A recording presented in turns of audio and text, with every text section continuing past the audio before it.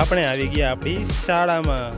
આજે હતી 5મી સપ્ટેમ્બર એટલે કે ડૉક્ટર સર્વપલ્લી રાધાકૃષ્ણનો જન્મદિવસ।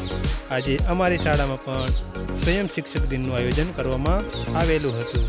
તો સૌ પ્રથમ શરૂઆત કરી પ્રાર્થનાથી। પ્રાર્થનાની અંદર સૌ ટીચર અને વિદ્યાર્થીઓએ ભાગ લીધો હતો અને સરસ મજાની એ પ્રાર્થના કરી હતી।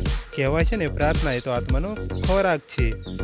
તો સૌએ સરસ રીતે પ્રાર્થનાનો આનંદ માણ્યો। પ્રાર્થનાનો આનંદ માણ્યા બાદ સૌ પોતપોતાના ક્લાસમાં જતા રહ્યા।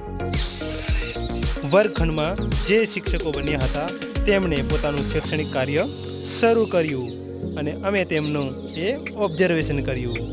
અલગ અલગ રૂમની અંદર અલગ અલગ વિદ્યાર્થીઓ ભણાવી રહ્યા હતા। જુઓ, તમને થોડોક દેખાડી એની તસવીરો।